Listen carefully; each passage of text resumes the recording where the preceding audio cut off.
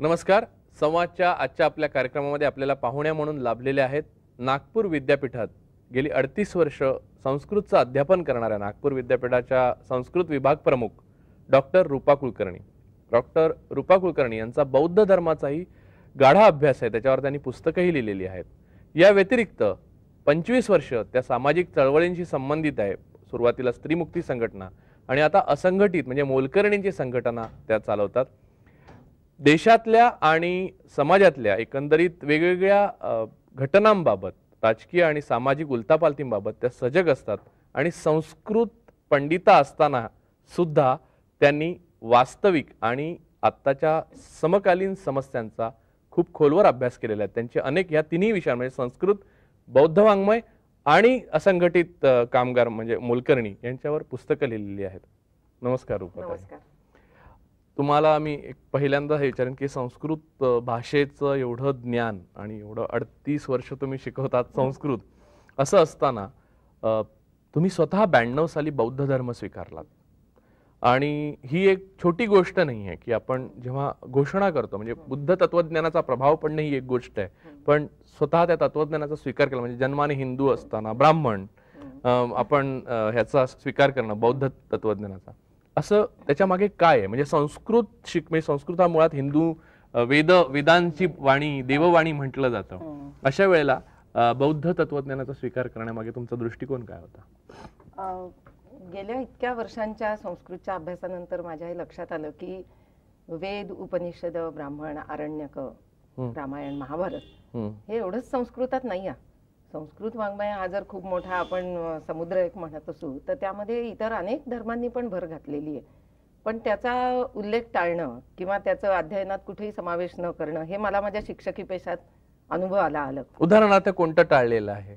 आता जसं अश्वघोष हे महाकवी होते आणि अश्वघोष हा संस्कृत साहित्यातला पहिला महाकवी आहे, पण आपण पाहतो की कवी कुलगुरू किंवा आद्य महाकवी म्हणून आपण एक तर वाल्मिकी आणि वाल्मिकी नंतर एकदम कालिदास, कारण वाल्मिकी आणि कालिदास यांच्यामध्ये आचार्य अश्वघोष आहेत, पण त्यांचं बुद्धचरित हे महाकाव्य किंवा त्यांचं सौंदरानंद हे काव्य याचा कुठेही संस्कृत साहित्यात आद्य कवित्वाच्या दृष्टीने उल्लेखच नाही. असा अन्याय मला जेव्हा जागोजागी आढळला तेव्हा ते एक सुप्त कारण होतं, पण खरं कारण असं हे बौद्ध धर्म स्वीकाराच्या मागचं की मी 25 वर्षाच्या वर चळवळीत आहे, सामाजिक चळवळीत. स्त्री पुरुष विषमतेच्या विरोधात आम्ही अनेक लढे उभारले, हुंड्याची चळवळ चालवली, बाकी स्त्रियांचं जिथे जिथे शोषण होतं ते प्रश्न उचलून धरले 25 वर्ष.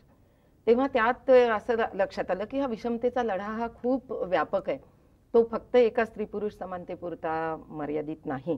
आणि म्हणून या विषमतेच्या मुळाशी मी जात गेले तशी तशी मला बुद्धांचं तत्वज्ञान हे फार जवळचं आहे समतेच्या हे लक्षात आलं. आणि जेव्हा आपण एखादी चळवळ चालवतो, व्यवहारात जेव्हा हे करतो तेव्हा तत्वही स्वीकारलं पाहिजे. म्हणून तत्व आणि व्यवहार या दोहोंचा स्वीकार केला पाहिजे या भूमिकेतून मी मनातून आधीच धमक्या देत होते लोकांना. म्हणजे जरी स्वीकार 92 साली मी औपचारिकपणे केला असला तरी 1987 मध्ये जेव्हा रिडल्स इन हिंदुइझमची खूप मोठी चळवळ आपल्या महाराष्ट्रात उभी राहिली, अमरावतीच्या एका सामान्य पुजाऱ्याच्या तक्रारीवरून बाबासाहेब डॉक्टर आंबेडकरांच्या ग्रंथातून ही प्रकरणं वगळून टाकावी, त्यावेळी मी बाबासाहेबांच्या बाजूनी लिखाण केलं आणि त्यामध्ये रामायणातूनच वाल्मिकीचे पुरावे दाखवून जे काही त्यात बाबासाहेब बोलले ते खोटं नाही आहे हे प्रतिवाद केला. हा प्रतिवाद केला.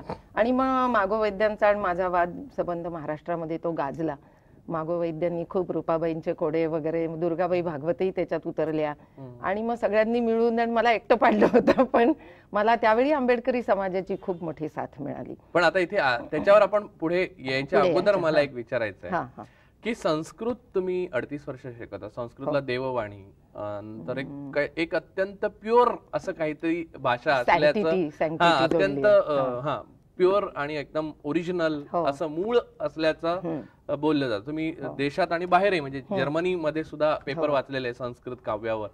तर मला सांगा की संस्कृतचं नेमकं आपल्या संपूर्ण सामाजिक रचनेमध्ये आणि सामाजिक उत्क्रांतीमध्ये स्थान काय आहे? म्हणजे तुम्हाला काय वाटतं एवढा काळ त्याचा अभ्यास केल्यावर आणि इतर सामाजिक अंगांचाही अभ्यास केला? क्रांतीपेक्षा मी प्रतिक्रांतीला जास्त योगदान आहे संस्कृतचं. पण असं आहे की संस्कृत ही भाषा म्हणजे कशी की तिच्यावर संस्कार करून तयार केलेली भाषा आहे. नियमबद्ध भाषा आहे आणि हेतू हा होता की सामान्यांनी बोलू नये ती. संस्कृत नाटकं आणि तुम्ही जर काव्य बघितली, विशेषतः नाटकं, तर त्या नाटकात स्त्रिया संस्कृत बोलू शकत नाहीत. बाकीची पात्र कोणी संस्कृत बोलत नाहीत. फक्त सूत्रधार, विदूषक आणि अमात्य जो असेल मुख्य तो, आणि राजा, म्हणजे पुरुष आणि त्यातल्या त्यात मग अमात्यांसारखा किंवा विदूषक, तोही ब्राह्मण असायचा. तेव्हा हीच मंडळी फक्त संस्कृत बोलायची. स्त्रिया, सेवक, बाकी जो सगळा वर्ग असतो ते सगळे प्राकृत वेगवेगळ्या तऱ्हेचं बोलायचे. म्हणजे संस्कृत ही बोलभाषा नव्हती, हा माझा स्वतःचा सिद्धांत आहे. बहुजनांची भाषा नव्हती. आणि संस्कृत निर्माण होण्याच्या आधी एक लोकभाषेचा प्रवाह अस्तित्वात होताच. मग भलेही तो पालीच्या स्वरूपात होता, प्राकृतांच्या स्वरूपात होता, पण कुठलीही लोकभाषा असल्याशिवाय संस्कृत सारखी भाषा निपजणं शक्य नाही. आणि एकदम कोणी इतकी नियमबद्ध भाषा बोलूही नाही शकत. आजही संस्कृत बोलताना त्रास होतो. मी इतकी वर्ष संस्कृत शिकवून सुद्धा मी बोलू शकते धडाधडा संस्कृत, पण ते बोलताना आपण खूप एफर्ट्स लागतात, प्रयत्न लागतात. प्रयत्नपूर्वक क्रियापदाची काळजी घे, कृत्रिमता आहे, हा ओघवती नाही. आणि ती बनवलेली भाषा आहे, ती स्वाभाविक भाषा नाही. हा म्हणजे हा तर ह्याला खूप विरोध होतो मला. आणि आवडता सिद्धांत संस्कृत पंडितांचा असा असतो की संस्कृत ही प्रकृती आहे आणि त्या प्रकृतीपासून निघाल्या म्हणून त्या प्राकृत झाल्या बाकीच्या सगळ्या. म्हणून सगळ्यांची आजी संस्कृत आहे. पण खरं असं आहे का? पण खरं मला हे खरं नाही वाटत. कारण संस्कृत सारखी भाषा जिथे बहुजन समाज बोलूच शकत नाही, लोकांची ती भाषाच नव्हती, बोलू देत नव्हते, अध्ययन करू देत नव्हते, ही इतकी सिक्रेसी कशासाठी किंवा हे इतकं बंधनं लोकांवर कशासाठी? याचा अर्थ ते जशा पद्धतीने बोलत होते त्याच्यावर संस्कार करून त्यांना एक, ती ज्ञानभाषा आहे. मी हे म्हणू शकते की संस्कृत ही ज्ञानभाषा असेल, ती प्रमाण भाषा पण आपण म्हणू शकू, पण ती लोकभाषा नाही. रूपाताई, पुढे जाण्या अगोदर एक छोटासा ब्रेक घ्या.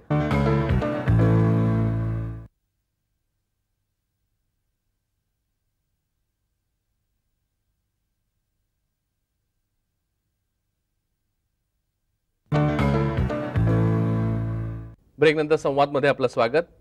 तर रूपाताई, मला सांगा की ह्या संस्कृतच्या अध्यापनामध्ये तुम्ही ज्या सामाजिक चळवळींशी संबंध आला तुमचा, त्यातली एक सर्वात सुरुवात तुम्ही स्त्रीवादी चळवळीपासून केली. स्त्रीमुक्ती संघटना म्हणजे एका पद्धतीने ज्याला फेमिनिस्ट मुवमेंट आपल्याकडची जी होती तिच्याशी. तर मला सांगा, तुमच्या स्वतःच्या दृष्टिकोनामध्ये फरक पडत गेला स्त्रीवादी चळवळीकडे पाहण्याचा. तो कसा होता? त्याचे टप्पे काय होते? त्याची उत्क्रांती कशी होत गेली आणि ती कशामुळे झालं? तुम्ही भारतीय स्त्रीवादीपणा आणण्याचा प्रयत्न करते. काय झालं की आम्ही सगळ्याच जणी ज्या स्त्रीमुक्ती चळवळीत साधारण 75 ते 80च्या मधात आलो आणि त्यावेळी छोटे छोटे ग्रुप सगळे बोलायचे, स्त्री पुरुष समानता, जेंडर जस्टिस, बाईचा बाईच्या शरीरावर हक्क आहे, युरोपियन ते सगळं तत्वज्ञान सीमा द बुआव पासून जे सुरू झालेलं ते आम्ही घडा पोपटासारखं बोलायचं सेकंड सेक्स मध्ये. आणि फिमेल युनक वगैरे हे सगळं याच्यातून घेऊन जे बोलत असायचं, ते बोलताना मला असं वाटायचं की हे खूप आपलं पांढरपेशा सुखवस्तू अशा स्त्रियांचं ते एक छानपैकी बौद्धिक मेजवानी म्हणून ते ठीक होतं. पण जेव्हा माझा संबंध रोजगार हमी योजनेत कामावर असणाऱ्या बायांशी येऊ लागला किंवा अगदी घरकामाला जाणाऱ्या वेगवेगळ्या वयाच्या मोलकरणी म्हणा किंवा घरेलू कामगार यांच्याशी येऊ लागला किंवा आणखी अधिक व्यापक व्हायला लागलं, तेव्हा हे लक्षात यायला लागलं की आपलं कुठे तत्वज्ञानच नाही आपल्यापाशी, आपलं असं वाटायला लागलं, निराधार असं थोडंसं. आणि हे आपण आयात केलेलंच बोलतोय सारखं, तर आपल्या देशात आहे ना असं. म्हणून तेव्हा जसं मग 1987 मध्ये माझा डॉक्टर बाबासाहेब आंबेडकरांच्या लिखाणाशी संबंध आला, त्यांची भाषणं वाचलीत मी. रिडल्स इन हिंदुइझमच्या निमित्ताने आपल्या सगळ्या संस्कृत ब्राह्मण प्रधान म्हणजे ज्याला आपण ब्राह्मणी साहित्य म्हणतो त्यामध्ये ज्या तऱ्हेने इंटरप्रिटेशन्स केलेली आढळली, त्या सगळ्यामध्ये कुठेतरी आपलंही चुकतंय आणि आपण कोणावर तरी अन्याय करतोय हे लक्षात आलं. आणि मग बाबासाहेबांनी जे रेफरन्सेस दिले होते ते भलेही त्यांना संस्कृत कोणी शिकू दिलं नाही म्हणून त्यांनी घेतले असतील ट्रान्सलेशन्स, पण ते एका चांगल्या कारणाकरता ते वापरत होते हे लक्षात आल्यानंतर मी मग अभ्यास सुरू केला. आणि त्यानिमित्ताने मग माझा पाली त्रिपिटकातला काही भाग किंवा बौद्धांमध्ये जी संस्कृत ग्रंथ परंपरा लिहिली गेली आहे त्याच्याशी संबंध आला. मग त्यानिमित्ताने मी वाचायला जेव्हा सुरुवात केली तेव्हा मला असं आढळलं की भगवान बुद्धांनी जो 2500च्याही वर्षांच्या पूर्वी जे भिक्खुणी संघ स्थापन केला त्या काळात आणि त्याच्या चर्चा होऊ दिली म्हणजे आनंद नावा त्यांचा जो शिष्य होता त्यांनी लाडका. त्यांना म्हणजे खूप आर्ग्यू केलं आणि त्या आर्ग्युमेंट नंतर का असेना पण त्यांना तेव्हाच्या स्त्रीविरोधी परिस्थितीची कल्पना असल्यामुळे त्यांनी थोडा विचार करून मग नंतर भिक्खुणी संघाची तर त्या थेरी गाथा माझ्या वाचनात आल्या आणि त्यातले त्या स्त्रियांचे जे स्वाभाविक मुक्तीचे उद्गार आहेत काय होतं ते म्हणजे त्याचं थोडं हा म्हणजे जसे आता त्याच्यामध्ये खेमा आहे, पटाचारा आहे, सोमा आहे, भिक्खुणी आंबपाली आहे, विशाखा आहे, सुजाता आहे जिने भगवान बुद्धांना खीर दिली होती ती. तर ह्या सगळ्या जेव्हा बोलायच्या तेव्हा त्यातली एक ही बोलते की मार नावाचा जो कामदेव असतो बौद्ध वाङ्मयामध्ये, मार नाव आहे त्याचा, इकडे मदन आहे त्याचं, तर तो मार येतो आणि तिला म्हणतो की तू तुझी बडबड बंद कर, शेवटी बायांची बुद्धी किती असणार. तर तो तिला अंगुलपय्या म्हणतो. अंगुलपय्या म्हणजे भात शिजलाय की नाही हे भाताचं शीत बाई 2 बोटांच्या चिमटीत पकडून दाबून पाहते, एवढीच तिची बुद्धीची मजल आहे. तिने तिथेच राहावं स्वयंपाकघरात आणि ते जाणावं, तू कशाला या मुक्तीच्या गोष्टी करते. तेव्हा ती म्हणते की इत्थी भाव नो किम कैरा, म्हणजे तू सारखा मला जो तू स्त्री आहेस तुझी बुद्धी शेवटी 2 बोटापुरती हे म्हणतोयस द्व्यंगुलपय्या, तशी मी नाही आ, मला ह्या स्त्रीभावाशी काही कर्तव्य नाही, काय करायचंय मला, मी स्त्री म्हणून. हा तो त्याच्यात तो सगळा आजचा जो मेसेज आहे की मला तुम्ही स्त्री म्हणून फक्त कन्सिडर करू नका, तो मला तिथे आढळल्या. हा म्हणून मी उडी मारली एकदम आणि म्हटलं की नाही, हे तत्वज्ञान स्त्री मुक्तीचं बेसिक तत्वज्ञान आहे या देशातलं. आणि नेहमी आम्हाला अनेक विचारवंत जे स्त्री मुक्तीच्या चळवळीचा विचार करणारे पुरुषही होते, ते म्हणायचे तुमचं तत्वज्ञान कुठे आहे तुमच्याजवळ. आणि हा प्रश्न ते करायचे तेव्हा आम्हालाही प्रश्न पडायचा की आपण इथे कुठे शोधायचं. सीतात्यागात तर नाही शोधू शकत स्त्री मुक्तीचं तत्वज्ञान, किंवा द्रौपदीत नाही शोधू शकत महाभारतात. मग हे सांगणारी एक बाई, तिचा अनुभव आहे की आता मला पर्वताच्या शिखरावर मी मोकळा श्वास घेते. ते जे रुद्रकूट नावाचं पर्वताचं शिखर होतं बौद्ध वाङ्मयात त्याचा उल्लेख आहे. तर तिथे मी बसले आणि तिथून मला आता मोकळी हवा, पहिल्यांदा मी श्वास आत घेतलाय. बाईला मोकळा श्वास सुद्धा घेता यायचा नाही. तर ते ज्या बायांना त्या काळात घेता आलं, त्याच्यात बुद्धांची मावशी पण होती, महाप्रजापती गौतमी होती, सगळ्या स्त्रिया बुद्धांच्या समकालीन होत्या. तेव्हा हा तर ऐतिहासिक पुरावा आहे, याच्याबद्दल तर दुमत होऊ नाही शकत. त्या स्त्रीवादाच्या ज्या संकल्पना युरोपियन होत्या त्याला बरं, युरोपियन बायांनी ह्यात बुद्धांच्या तत्वज्ञानाचा अभ्यास केला स्त्रीमुक्तीच्या. आज त्याच्यावर पुस्तकं लिहिली गेलेली आहेत. रिस डेव्हिस ह्या ज्या प्रसिद्ध लेखिका आहेत त्यांनी पण ह्या स्त्रिया बुद्धांच्या फुटस्टेप्सवर ज्यांनी पावलं ठेवली त्याच्यावर खूप मोठं संशोधन तिकडे झालं. पण शोकांतिका ही आहे की आमच्या देशातली एकही स्त्रीवादी बाई ह्या बाबतीत बोलायला तयार नाही. पण इथे एक छोटासा विसंगती मी तुम्हाला विचारतो त्याबद्दल, की आंबेडकरी चळवळ जी उभी राहिली त्याचं म्हणजे वेगवेगळ्या प्रकारे त्याचं इंटरप्रिटेशन करता येईल, त्याच्यामध्ये स्त्रियांच्या हक्कांविषयी आणि स्त्रीवादाविषयी विचार केला गेलेला आहे आणि खास विचार केला गेलेला आपल्याकडची आंबेडकरी चळवळ, असं तुम्हाला वाटतं का? कारण तीही पुरुष प्रधान चळवळ राहिली असं तुम्हाला वाटतं? नाही, माझं थोडंसं याच्याबद्दल दुमत असं आहे की डॉक्टर बाबासाहेब आंबेडकरांनी जे हिंदू कोड बिल आम्हा बायांकरता हे केलं, हिंदू स्त्रियांकरता, म्हणजे तिला तिचा वारसा मिळावा हे मिळावा, आणि राजीनामा दिला त्याचा, हे बायांना ठाऊक झालेलं आहे. आणि भलेही प्युअर स्त्रीवादी ते कबूल न करत, पण जेव्हा माझा अगदी तळागाळातल्या बाईशी संबंध आला तेव्हा तिथे हे पोचलेलं आहे की आंबेडकरी चळवळीमध्ये स्त्रियांच्या साठी जो त्याग बाबासाहेबांनी केलेला आहे त्याचे उपकार आपण मानले पाहिजेत. आणि त्या दृष्टीने विचार झाला आहे, लिहिलं गेलेलं आहे. बाबासाहेबांनंतरची आंबेडकरी चळवळीबद्दल मी तुम्हाला विचारलं की तिथे पुरुष प्रधान ती राहिली का स्त्रियांना स्थान मिळालं? म्हणजे नेतृत्व पाहताना आपण सगळं नेतृत्वात कुठल्याच पक्षात मला दिसत नाही, म्हणजे एक आंबेडकरी पक्षातच का म्हणता तुम्ही, पण सगळेच जे इतरही पक्ष आहेत तिथेही किती अभावानी आहेत स्त्रिया आजही. आज लोकसभेत सुद्धा स्त्री खासदारांची संख्या किती रोडावलेली आहे हे आपण पाहतो. तेव्हा तो रोग काही फक्त एकटा इकडला असं मी समजत नाही. तो टोटल जो सिनेरिओ आहे आपला की आपल्या सबंध समाजामध्ये बाईला सार्वजनिक जीवनामध्ये निर्णय शक्तीचा हक्कच दिलेला नाही. पण मग आता इथे एक दुसरा त्याच्यात उपप्रश्न मला विचारायचं की हिंदू तत्वज्ञान जे आहे त्याचा तुम्ही संस्कृत वाङ्मयाच्या द्वारे नीट अभ्यास केलेला, मनुस्मृतीपासून सगळ्यात ज्यावर पुस्तकही लिहिलेली आहेत, त्याच्यामध्ये स्त्रियांच्या स्वातंत्र्याविषयीच्या संकल्पना कुठे आणि कधी मांडल्या गेलेल्या नाहीत का? ह्या प्रश्नाच्या उत्तराने एक ब्रेक घेऊया.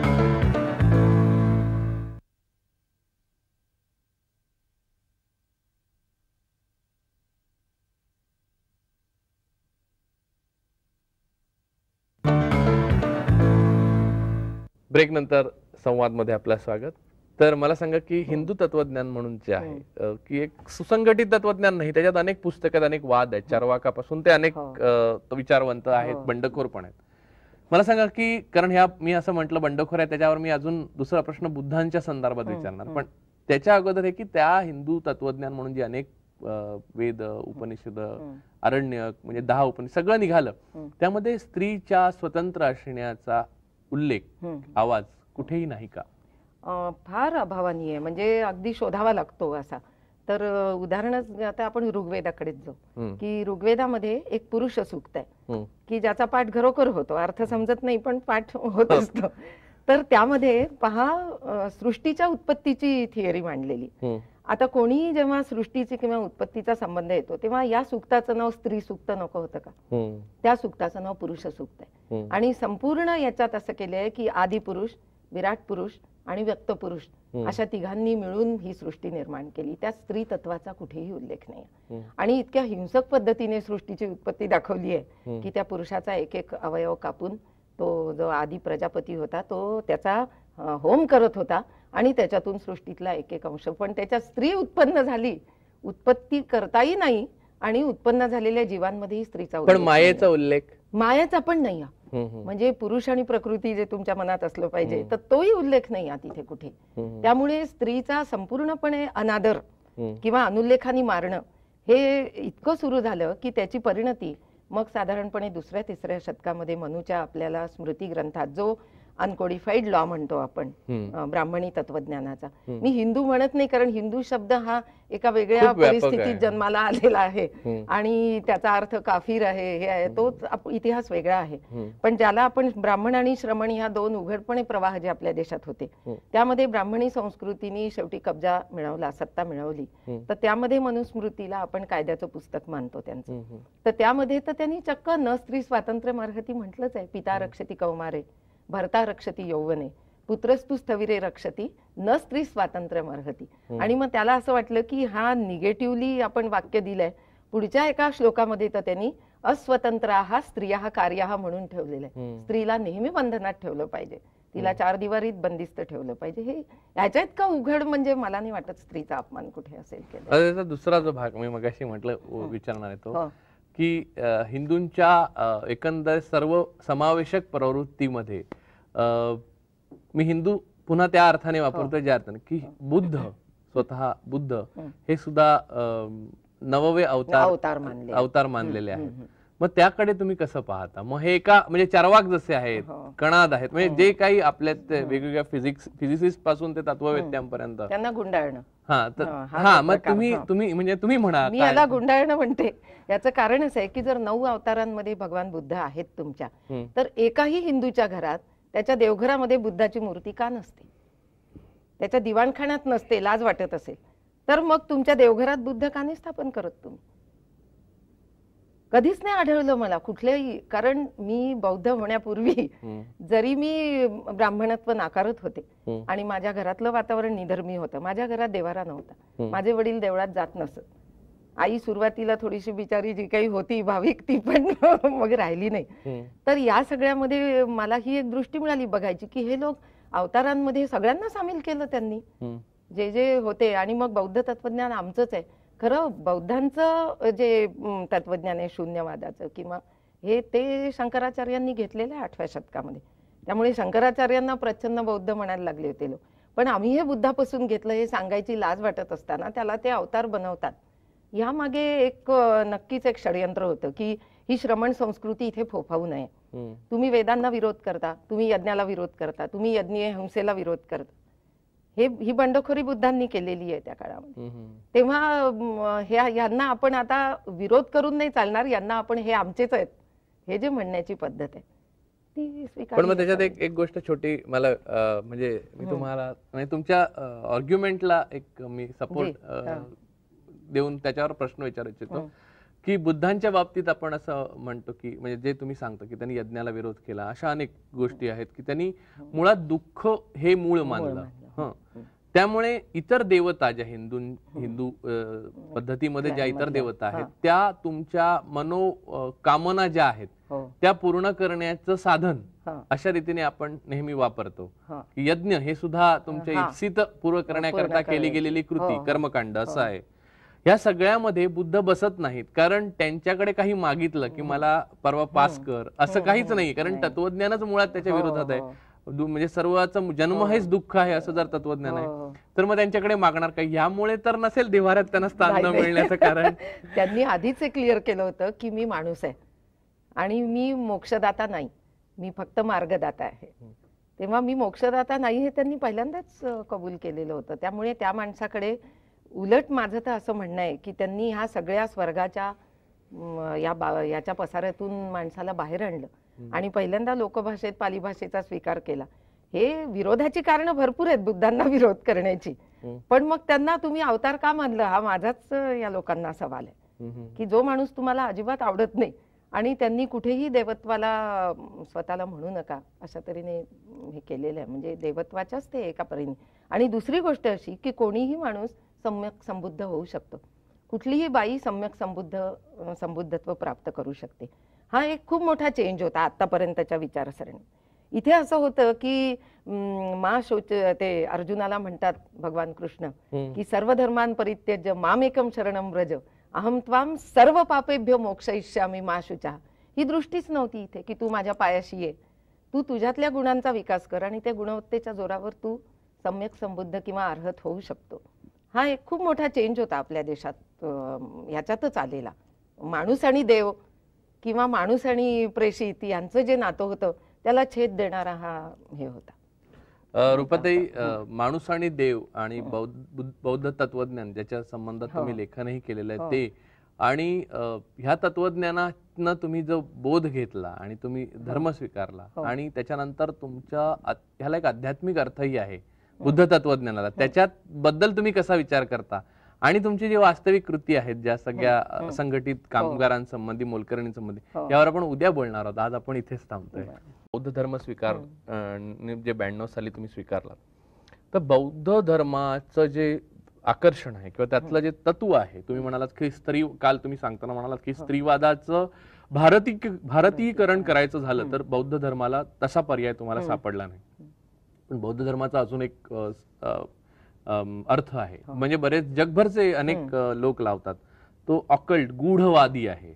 म्हणजे हिनयान पंथाचे लोक आहेत, तंत्र आहेत किंवा लामा आहेत किंवा स्वतःच्या आत्मिक मुक्तीसाठी साधना, जी बुद्धाने सांगितली की दुःख आहे, विपश्यना आहे किंवा निराशा ही स्थायी असल्यामुळे तिला ऍक्सेप्ट करणं आणि त्यातून स्वतः मुक्त होणं, हा अर्थ वगळून तुम्ही ते एक्स्ट्रोव्हर्ट कसे राहिलात, ह्याचा मोह तुम्हाला का नाही पडला? कोणत्याही संवेदनशील माणसाला याचा मोह पडू शकतो आणि संस्कृत वगैरे सारख्यांना आणखी पडू शकतो, ध्यान आहे हे आहे. पण किंवा म्हणजे उत्तम उदाहरण सांगायचं अच्युतराव पटवर्धनांसारखे बाहेर काम करणार, म्हणजे सामाजिक चळवळीत काम करणारे कृष्णमूर्तींना भेटल्यावर ते बुद्ध पुरुष मानून ते आतमध्ये गेले, उलट म्हणजे त्यांनी आत्मिक मुक्तीचा मार्ग महत्वाचा मानला. तसा मोह तुम्हाला बुद्ध तत्वज्ञानाची जाण आल्यावर का नाही पडला? याचं कारण असं आहे की बुद्धांचं जे महत्वाचं वचन आहे ते असं आहे की चरथ भिक्कवे चारिकम बहुजन हिताय लोकानुकंपाय बहुजन सुखाय. हे शब्द मला त्याच्यातले आवडले सगळे. आणि मला असं वाटतं की मौन पाळणं, ध्यान, एकांत ठिकाणी जाणं ह्याच्यापेक्षा आज तुमच्या कार्यक्रमाचं जे नाव आहे त्या संवादाची जास्त गरज आहे. आणि माझं तर डोकं दुखायला लागतं, म्हणजे मी थोडा वेळ जरी असं काही ऑकल्ट तुम्ही ज्याला म्हणता असा गूढवादाचा विचार जरी केला तरी बीपी वाढून जातं. आणि मला अनेक ध्यान करणाऱ्यांनी हा अनुभव सांगितलाय की त्या ध्यानानंतर आमचं बीपी वाढल्यासारखं आम्हाला वाटतं. याचा अर्थच आहे की माणूस हा संवादासाठी जन्मलेला आहे, दुसऱ्याच्या जवळ जाण्यासाठी, त्याचं दुःख समजून घेण्यासाठी. आणि जेव्हा मला बहुजन हिताय बहुजन सुखाय लोकानुकंपाय चरथ भिक्कवे चारिकम, म्हणजे हे भिक्खू तू फिरत राहा, तुला बहुजनांचं हित करायचंय. हा बहुजन शब्द जो आहे ना राजू भैया, त्याला अपोजिट शब्द अभिजन आहे आपल्या देशात. आणि अभिजनांच्या संस्कृतीतून ही सगळी हे जन्माला आली आहे. अनुकरण प्रियता बहुजनांना, हो, अभिजनांनी करतात तसं आपण करावं, तसं आपण करत राहावं. तर असं का करायचं आपण? म्हणून धम्माचा अर्थ जो आहे तो धम्म ही संकल्पनाच मुळात धर्मापेक्षा किंवा रिलिजनपेक्षा वेगळी अशी.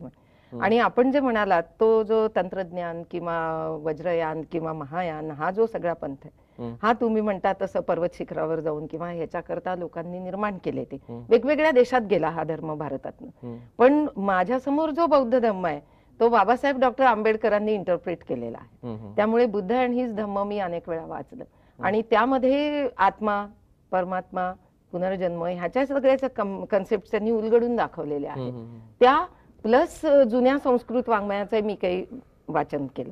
त्याच्यातनं माझ्या हे लक्षात आलं की हा मार्गच नाही बुद्धांचा की तू एखाद्या गुहेत जाऊन बस तिथे तू आहे. उलट बुद्धांनी स्वतःच्या शरीराला क्लेश देऊन जी तपश्चर्या केली ती त्यांनी बदलली. बुद्ध परिवर्तनशील होते आणि त्यामुळे ते त्या स्टेटिक याच्यात राहूच शकत नाही. बुद्धांच्या जवळ गेलेला माणूस तो नेहमी फिरणार, तो नेहमी बोलणार, तो नेहमी लोकांच्या जवळ जाणार. आणि जेव्हा मी ह्या स्त्रियांमध्ये वावरत होते तेव्हा श्रमजीवी किंवा कष्टकरी बायांच्या सबंध जीवनाला व्यापणारं जे दुःख आहे, मग ते बाई म्हणून आहे, कामगार म्हणून आहे, पुरुष प्रधान संस्कृतीतून गेलेली आणि जातीचं दुःख आहे. म्हणजे कामगार बायांमध्ये या सबंध वर्णव्यवस्थेत बाईला स्थान नाही. बाई अवर्ण आहे आणि अवर्ण होण्याचं दुःख आज नाही तुमच्या लक्षात येणार, पण ज्या काळात धर्म ही फार प्रतिष्ठेची बाब होती त्या काळामध्ये ब्राह्मण प्रधान संस्कृतीमध्ये बाईला थाराच नाही कुठे.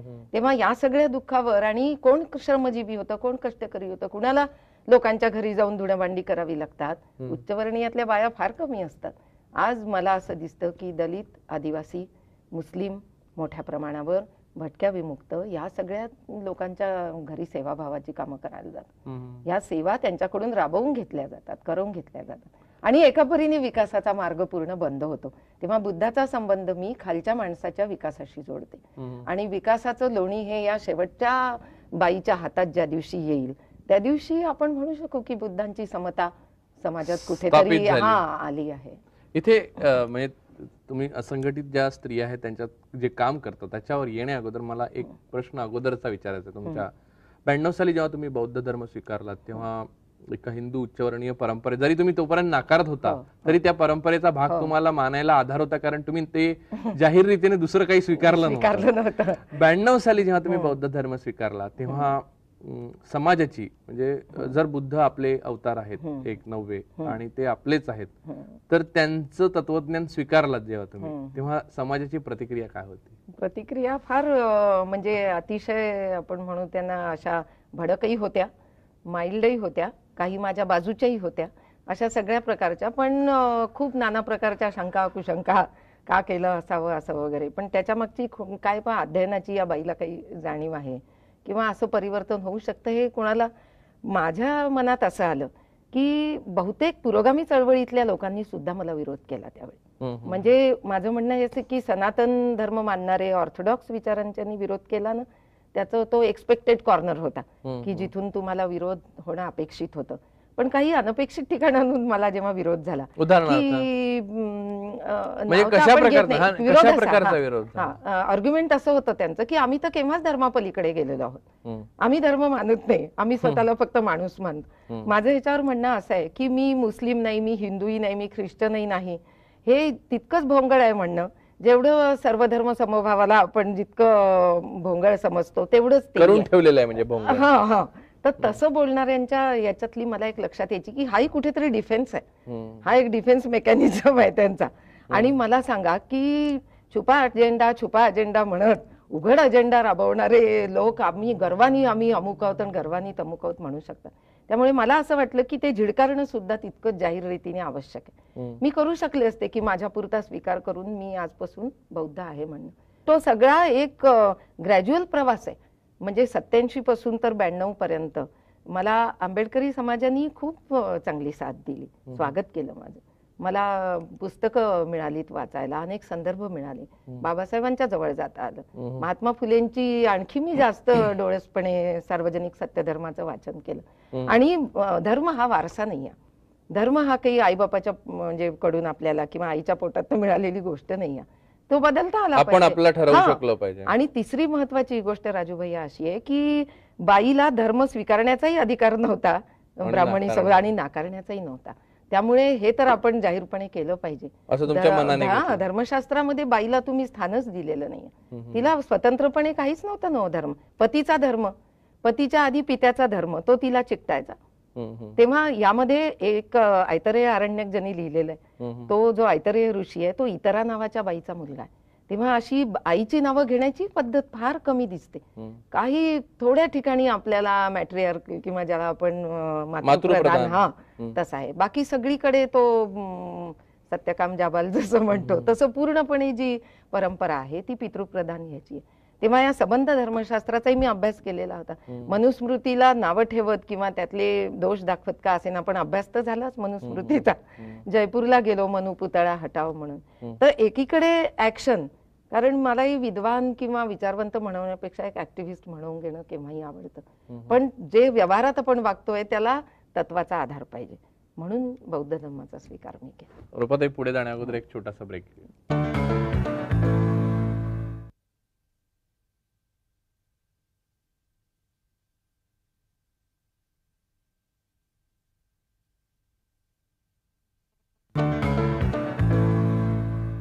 ब्रेक नंतर संवाद मध्ये आपलं स्वागत. या सगळ्या ज्या उलथापालती आहेत, म्हणजे सामाजिक आणि तुम्ही असंघटित मोलकरणींची संघटना स्थापन केली, ती कशी केली विचारण्या अगोदर एक छोटा प्रश्न विचारतो. तुम्ही गुलाबराव महाराजांच्या रचनांविषयी पेपर वायमार प्रजासत्ताक म्हणजे जर्मनीत वाचला होता संस्कृतमध्ये, ते नेमकं काय होतं? म्हणजे त्याच्यावर पुस्तकही आहे मला वाटतं. हो, पुस्तक लिहिलं मी, गाणं सोपान. हे 1982 मध्ये मी माझं ते पुस्तक प्रसिद्ध झालं. याचं कारण असं की मी गाणं म्हणत होते त्या काळात, आणि म्हणजे ज्याला शास्त्रीय संगीत म्हणतात ते, आणि त्यामुळे एक आवड होती मनातून गाण्याची. आणि मग एक लक्षात आलं की विश्रब्ध शारदा मी वाचत होते. विश्रब्ध शारदेच्या अंकामध्ये पंडित विष्णू नारायण भातखंडे आणि आमचे गुलाबराव महाराज, चांदूर बाजार जे विदर्भात आहे त्याच्याजवळ माधान नावाचं गाव आहे, त्या माधान गावात जन्माला आलेला हा जन्मांध माणूस, आणि त्याला इच्छा होती की लक्ष संगीत नावाचं जे पुस्तक आलेलं आहे बाजारात तेव्हा, संस्कृतात लिहिलेलं संगीतशास्त्रावरचं पुस्तक, संस्कृत अतिशय सुंदर त्या लक्ष संगीतात, हे कोणी लिहिलं? कारण ते चतुर पंडित नावानी भातखंडेंनी लिहिलं होतं. तर यांनी वारंवार हे भातखंडेंना पत्र लिहायचे आणि भातखंडे त्यांना उत्तर टाळत होते. मला नाही सांगायचं ते कोणी लिहिलं किंवा तुम्हाला काय करायचंय त्याच्या लेखकाशी वगैरे. मग यांनी म्हटलं की लक्ष संगीत काय उदरातूनही काढिले, म्हणून त्यांनी असा विचार केला की मी स्वतः आता संगीतावर पुस्तक लिहितो. आणि माझ्याही लक्षात आलं की मराठीत ओवी मिश्रित, म्हणजे ओवीबद्ध आणि संस्कृत मिश्रित असं गुलाबराव महाराजांनी मृत्यूपूर्वी केवळ 9 की 10 महिन्यापूर्वी, त्यांनी 1915 मध्ये ते वारले, हे पुस्तक 1915 लिहिलेलं आहे त्यांनी. आणि म्हणून माझं लक्ष केवळ त्यांच्या भक्तिमार्गात मी कुणीही नव्हते किंवा त्यांच्या संप्रदायाचा तर माझा दुरान्वयाने काही संबंध नव्हता, पण केवळ संगीताचं प्रेम म्हणून मी गुलाबराव महाराजांच्या मग निवडक चाली शोधून काढल्या. त्यांच्या दडंगी लावणी आणि डहाका आणि स्त्री गीत आणि रुक्मिणी प्रणय पत्रिका वगैरे अशी सगळी मी काढली, त्याला चाली लावल्या. आणि INT आपले इंडियन नॅशनल थिएटरने पंढरपूरला एक भक्ती संगीत महोत्सव घेतला होता, अशोकजी परांजपेंनी तो आयोजित केला होता, त्याच्यात मी हे 1.5 तासाचा कार्यक्रम सादर केला. तर असा माझा संबंध आहे. संप्रदायाशी माझा काही संबंध नाही आहे, पण गाणं सोपानमुळे मला त्यांच्याविषयी कौतुक वाटलं की एक बहुजन समाजातला माणूस आणि संस्कृत वाचतो, संस्कृत डोळे नसताना वाचतो, त्याच्यावर लिहितो, रचना करतो, आणि एवढा आसून करतो. हा, म्हणजे खूप मनापासून. 32व्या वर्षी वारले ते, पण 32 वर्षापर्यंत त्यांनी फार मोठी ग्रंथ संपदा निर्माण केली.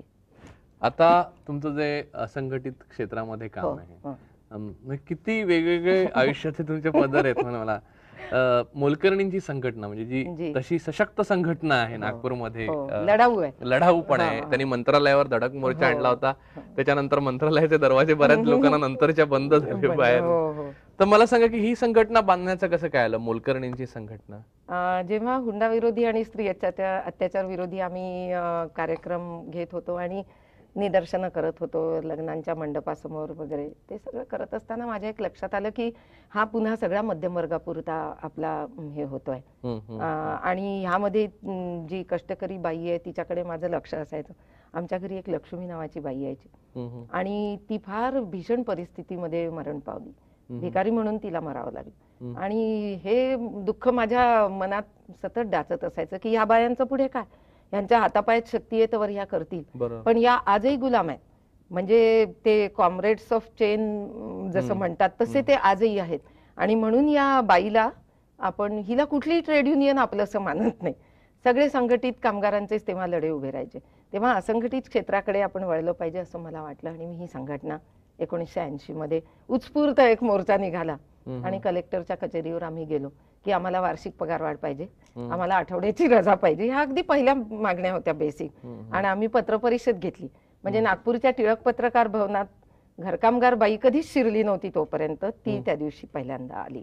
असं करत करत त्यांचा वावर आम्ही लोकांमध्ये वाढवला आणि आज त्यांना 6000 महिलांना आम्ही ओळखपत्र दिलेली आहेत. त्याच्यावर त्यांचा एक सुरेख रंगीत फोटो, तिचं नाव. कारण माझ्या तिला आयडेंटिटी, ते आयडेंटिटी कार्डच आहे तिचं. ती मस्त ते घेऊन जाते पोलीस ठाण्यात आजकाल. ती जाते, हे माझं बीपीएल कार्ड आहे म्हणते. म्हणजे त्यांना बीपीएल कार्डही, बीपीएलच्याही आपल्याला माहिती आहे फार विचित्र निकष ठरवले आहेत. त्यामुळे ही दारिद्र्य रेषेखालची बाई असून सुद्धा हिला बीपीएल कार्ड मिळालं नाही, तर ती चक्क विदर्भ मोलकरीण संघटनेचं कार्ड दाखवते. चांगले सबसिडाइज्ड रेट्स मध्ये उपचार वगैरे करून बाहेर येते हॉस्पिटलमधून, पोलिसांना धमकावते. म्हणजे तिची एक बार्गेनिंग ज्याला म्हणतो आपण, सौदा शक्ती नव्हती या कामगारांमध्ये. असंघटित कामगारांचं सगळ्यात मोठं दुःख आहे की त्यांच्यात सौदा शक्ती नाही. पण मग मला सांगा की तुम्ही जेव्हा सुरुवात केली तेव्हा अशा संघटना आपली एकत्र बांधणं, आपण एकत्र येणं, ही कल्पना त्यांच्यामध्ये रुजवणं तुम्हाला सहज शक्य झालं? सहज नाही झालं. त्याच्याकरता पुष्कळ मेहनत लागली. आज 98 नंतर कुठे आम्ही मेंबरशिप ही त्याची अशी कार्डवाईज केलेली आहे. तोपर्यंत काम सगळं अनौपचारिक पद्धतीने चाललेलं होतं, कुणाची मदत नाही, काही नाही. आणि त्याही बाईला हे नवल होतं. आणि घरमालकिणी ज्या आहेत, ज्यांना मालक म्हणायला मला आवडत नाही, त्यांना आम्ही नियोक्ते म्हणतो. म्हटलं ते काही तुमच्या जन्माचे मालक नाही या, तुम्ही एक अर्धा तास आपले श्रम विकतात इथे. ते तुमच्या श्रमाची कितीदा चोरी करतात, तेच चोर आहेत. पण तुम्ही त्यांना मालक म्हणू नका ह्याच्या पुढे. मी तर मिसेस देशपांडे, मिसेस वगैरे कुलकर्णी असं म्हणा त्यांना. ते यायची आहे ती संस्कृती अजून. पण तेव्हा त्या काळामध्ये प्रचंड टीका झाली माझ्यावर. होळीचा जो अंक निघतो ना स्पेशल, त्याच्यामध्ये आमची चित्र. मग या रूपाबाई विचारतायत की बाई तुला आज कोका कोला देऊ, की आज तुझी कॉफी प्यायची इच्छा आहे, थोड्या वेळ बस पंख्यामध्ये, कोचावर बस, छान थोडा वारा घे, मग लागो कामाला वगैरे. अशा तऱ्हेच्या मग कथा लिहून यायला लागल्या. म्हणजे उपहासातून तुम्हाला शरसंधान. एका वर्तमानपत्राला काहीतरी 150 पत्र आली माझ्या विरोधात. या बाईला उद्योग नाही, काही मागे पुढे काही संसार. कारण पत्र लिहिणारा वर्ग जो आहे तो नोकरीला ठेवणाऱ्या, त्याच्यामध्ये अपर मध्यम वर्ग किंवा मोलकर्णी काय बिचारा पत्र नाही लिहू शकत. त्यांना आवडलं पण त्या लिहू नाही शकल्या. पण विरोधी लोकांनी भरपूर तेव्हा प्रचार झाला त्याचा. आणि यांना काही उद्योग नाही म्हणून हे असे घर उद्ध्वस्त करता. एका कामगार मंत्र्याची बाईच माझ्या अंगावर धावून आली. नो आणखी काय पाहिजे आता, की तू आमच्या गृहिणींची घरं उद्ध्वस्त करते. मी म्हंटल घरात घरकाम करायला येणारी बाई गृहिणी नाही आहे म्हटलं. तिचं कशी का असेना झोपडी हेच तिचं गृह आहे आणि त्याची ती स्वामिनी आहे म्हटलं. मग ते खूपच वाद वाढायला लागला. तेव्हा मग ते कामगार मंत्री मध्ये पडले आणि त्यांची बायको आणि मी अशी जी होते ते त्यांनी थांबवला तो वाद. इतका प्रचंड हित संबंध दुखावले गेलेत. आपण पुढे जाण्याअगोदर एक छोटासा ब्रेक घेऊ.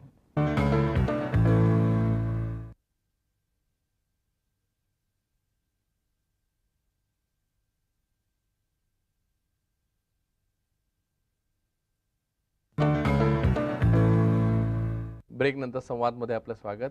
मला सांगा की मोलकर्णींचं जे संघटन तुम्ही उभं केलं, त्यांचा मुळात काय मिळालं की त्यांना एक डिग्निटी, प्रतिष्ठा आणि सुरक्षितता लाभेल असं तुम्हाला वाटतं? आणि ते रास्त होईल का? म्हणजे कशा अर्थाने ते देणं शक्य आहे का? आपण म्हणजे सगळेच जे त्या पक्षाकडून प्रश्न विचारले जातात तेच मी ते विचारले तुम्ही. एक असं आहे की हा सगळा सेवक वर्ग होता तोपर्यंत, म्हणजे सर्वंट्स म्हणायचे लोक त्यांना. आम्ही पहिली मागणी ही केली की या बाईला जर समाजात प्रतिष्ठा हवी असेल तर तिला आधी वर्कर समजा. म्हणून आधी ती कामगार, आम्ही तिला घरकामगार म्हणायला सुरुवात केली. घरकामगारांची ही संघटना काय मागते मागून मागून शेवटी, कारण ते शेवटी मर्जीचा प्रश्न आहे. घासाघीस होते, कापले जातात पैसे, हे सगळं ही एक आहे की वर्किंग क्लास स्वतः वर्किंग असून सुद्धा त्यांना ही शरीर कष्टाची कामं करणाऱ्या लोकांविषयी आस्था नाही, हे लक्षात आलं. म्हणून जे फायदे ह्या सुरक्षित कामगारांना किंवा कर्मचाऱ्यांना मिळतात ते यांना का मिळू नयेत? माझं म्हणणं असं आहे की थोडं कॉन्ट्रीब्युट नियोक्ते करतील, थोडं कॉन्ट्रीब्युट ती बाई करेल स्वतः, आणि थोडं कॉन्ट्रीब्युट शासन करेल. असं ट्रायपार्टाईट आमची स्कीम आहे ती. आणि त्याच्यातनं त्यांचा ज्याला आम्ही त्याला सहभागी प्रॉव्हिडंट फंड म्हणतो तो तयार होऊ शकतो. काही कठीण नाही आहे त्याच्यात. थोडासा जर विचार चांगल्या पद्धतीने केला, आणि ही स्कीम मी महाराष्ट्र सरकारला दिली. मग काय झालं? महाराष्ट्र सरकारने बैठकीवर बैठकी घेतल्या. मी तर आजपर्यंत जवळपास 8 कामगार मंत्री तर मी माझ्या डोळ्यांनी पाहिलेले आहेत बदललेले. तर मला इथे नाव हुसेन दलवाईंचं आदराने घ्यावंसं वाटतं की त्यांनी पहिल्या प्रथम शासकीय पातळीवर आचारसंहिता जाहीर केली. काय ज्याला आपण म्हणतो की code of conduct, do's and don'ts. हा, पण ते कसं आहे की तुम्ही शेजाऱ्यांनो आपसात भांडू नका, चांगले राहा, एकमेकांच्या अंगावर धाव जाऊ नका, म्हणजे दंडुकाचे प्रावधान नाही. म्हणजे त्याला पिनलाइज ज्याला आपण करता येईल अशी काही नाही. त्याला कायद्याच्या म्हणजे चांगल्या इच्छा आहेत, फक्त त्या सदिच्छा आहेत त्या सगळ्या. म्हणून आम्ही म्हटलं की आम्हाला याच्यामध्ये थोडस कायद्याची एक स्ट्रिक्टनेस पाहिजे. हे पाहिजे म्हणून तुम्ही आधी आमच्या करता बोर्ड स्थापन करा. म्हणून पहिली मागणी आहे घरकामगार बोर्डाची. तो मान्य झालाय. आता जुलै महिन्यात मी पुन्हा उपोषणाला बसले. याचा अर्थ आपल्याला सहज ध्यानात येईल की दिरंगाई होते खूप मोठ्या प्रमाणावर. खूप जणांचे हितसंबंध. तुमच्या मुंबईमध्ये त्यांनी म्हणे नाना नानी पार्क स्थापन केला, तेव्हा तिथे ते मंत्री महोदय असं बोलल्याचं मला कळलं की बा मोठ्या प्रमाणावर आज म्हाताऱ्या लोकांच्या हत्या होतात मुंबईत, ते सगळे घरकामगारच त्या हत्या करतात. त्यामुळे म्हणजे हे तिथे बोलायची काही गरज नव्हती नाना नानी पार्कच्या उद्घाटनाला, पण त्यांनी खूप शिव्या दिल्या वर्किंग या कष्टकरी वर्गाला तिथे. तेव्हा हे लक्षात येत आहे मला की विरोधकांचे मला नवे नवे चेहरे आता दिसायला लागले आहेत. त्यामुळे हा लढा आम्हाला पुष्कळ वाढवावा लागणार आहे. आणि सगळेच्या सगळे फायदे म्हणजे काही मालक वर्ग आताही देऊ शकतोय की आपल्याला जर रविवारची सुट्टी लागते तर त्या बाईला मिळाली पाहिजे. हा, पण मग ते काय करतात, रविवारचं काम 2 बालट्या धुणं साठवून ठेवून देतात, किंवा 2 दिवसाची भांडी. असं नाही करायचं म्हटलं. म्हणजे तुम्ही किंवा मग ती बाई जर त्या दिवशी कामाला आली तर तिला तुम्ही एक्स्ट्रा हे द्या, पैसे द्या. कारण काय आहे की कितीही जरी तुम्ही तरी तो तुलनाच होऊ शकत नाही या प्रस्थापितांची आणि या वर्गाची. कुठेही तुलना नाही होऊ शकत. आज तुम्ही जर त्या बाईच्या घरी गेलात तर ती पटकन ग्लास मागे करते असा, जा घेऊन ये जो, पटकन 1-2 रुपयाचं दूध घेऊन ये जो, ताई आल्या आहेत आपल्या घरी, आणि मग तिच्या घरी चहा बनतो. आपल्या घरी आहे का असं वातावरण? मी नेहमी म्हणते की तुम्ही आपल्या सगळ्या सुखसोयींची त्या बाईशी थोडी तुलना करा. सारखं नुसतं तू मी करू नका की आम्ही असंच का करायचं. त्यांनी थोडं काही मागितलं तर लगेच आपली मोठी सुख तोडून नेतात. असं नाही ना. आपण साडी घ्यायला दुकानात गेलो तर तो आपल्याला 400-400 रुपयांनी बनवत असतो दुकानदार, पण तिथे आपण घासाघीस करत नाही. आणि इथे मात्र तिचा 2 रुपये. पण त्याची संस्कृती आहे ना, बलवानाच्या पायावर लोळण घेणे आणि दुर्बलाला लाथ मारणे, ह्या संस्कृतीचा हा भाग आहे. तो एक हे आहे. आणि श्रमजीवींची अप्रतिष्ठा, श्रमिकांची अप्रतिष्ठा, हे सगळं या सबंध चातुर्वर्ण व्यवस्थेचं एक हे आहे, काय म्हणू आपण त्याला, फार मोठं महत्त्वाचं अंग आहे. म्हणजे अतिशय वाईट अंग आहे. माझं म्हणणं असं आहे की त्याच्यामध्ये तुम्ही जितके बसून खाल, जितके तुम्ही आयदी असाल, तेवढी तुमची प्रतिष्ठा जास्त. सरंजामदारी. पण तुम्हाला मी रूपाताई विचारतो की हा सगळा जो बंडखोरीचा तुमचा प्रवास आहे सगळ्या पातळ्यांवर, म्हणजे इथे असंघटित कामगारांचा असो, महिला असो, स्त्रीवाद असो, आंबेडकरी चळवळ असो, तिथे हिंदू धर्म आणि बुद्ध तत्वज्ञान असो, किंवा संस्कृत पंडिता असून संस्कृत बद्दलची जी मतं आहेत तुमची, हा, ही सगळा जो बंडखोरी आहे, संपूर्ण समाजाचा जो प्रवास आहे तो तुम्ही जे म्हणता आहात त्या रेषेत होताना दिसत नाही. संपूर्ण समाजाला जे हवं आहे ते वेगळ्या प्रकारचं दिसतं. म्हणजे आता आपण थेट बोलायचं झालं तर लोकशाही प्रधान देश आहे आणि लोक हे सार्वभौम आहेत. जी सर्वात उत्कृष्ट अवस्था आताच्या मानवाला माहित असलेली सर्वात उत्कृष्ट व्यवस्था जर कोणती असेल तर लोकशाही आहे. तर त्या संदर्भात सुद्धा विचार केला तर लोकांची जी मतं व्यक्त होतात ती व्यक्त होण्याची मतं कोणकोणत्या सामाजिक अर्थाने असो, राजकीय अर्थाने असो, तुम्ही म्हणता त्याला अनुकूल दिसत नाही. ह्याचा तुम्ही स्वीकार कसा करता? हे म्हणजे याच्याकडे पाहता कसं? हे एक चित्र दिसतंय की हितसंबंध दुखावले गेले की तो वर्ग असा भडकून उठतो आणि क्रांतिकारक बदल समाजात होऊ नयेत याच्याकरता व्यवस्था करून ठेवतात ते, मग ती कुठल्याही क्षेत्रातली असो. पण माझ्याही लक्षात आलं की आम्ही किंवा माझ्यासारखे जे अनेक खूप काम करतायत, म्हणजे माझ्यापेक्षाही खूप जास्त तीव्र लढे उभारणारे लोक आहेत आज काम करतायत, तर तेही जर नसते तर काय राहिलं असतं. म्हणून मला असं वाटतं की आपण आपले योगदान हे देतच राहावं लागणार. आज जसं आपण बघतो की ज्या जातींना मंडल आयोगाच्या वेळी इतक्या हजारो जातींची नावं पहिल्यांदा आपल्या समोर आली, त्यांच्या अस्मिता जाग्या झाल्या की नाही, हे लढे कालांतराने अधिक तीव्र होते. आणि आज ज्या पद्धतीने तरुण वर्ग बेरोजगारीच्या, या सगळ्या जातीय विषमतेच्या आणि ह्याने जो पिडलेला आहे ना, तो जास्त दिवस सहन नाही करणार. आणि मला नाही वाटत की ही जी वाटते आपल्याला की चांगली आलबेल परिस्थिती, फील गुड म्हणायचं, ती अजिबात म्हणजे वर्स्ट आहे ही परिस्थिती. आणि या संबंध याच्यामध्ये हे काम करतच राहिलं पाहिजे असं मला.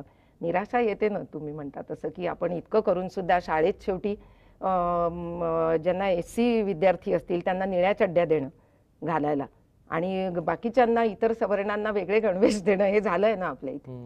म्हणजे ही किती खोलवर ते अंग नुसतं म्हणजे खरचटलं तरी जातीयता बाहेर येते. तेव्हा याच्या विरोधामध्ये सामाजिक क्षेत्रामध्ये थोडी आवक कमी आहे, पण माझं असं म्हणणं आहे की काही राजकीय पक्षांमध्ये ह्या दृष्टीने ज्या जातींना निकृष्ट ठरवून टाकलेलं होतं त्यांच्या अस्मिता जाग्या होऊन ते वर्ग बोलायला लागलेले आहेत. हा फार मला त्या दृष्टीने तुम्हाला तेवढाच आशावादी चांगला संकेत वाटतो. रूपाताई, तुम्ही इथे आलात आणि 2 दिवस तुमच्या विविध क्षेत्रातल्या ह्या ज्या मुसाफिरी आहे, बंडखोरी आहे, त्याचं दर्शन आम्हाला घडवलं. त्याबद्दल ETVच्या सर्व प्रेक्षकांतर्फे मी आपले आभार मानतो. धन्यवाद.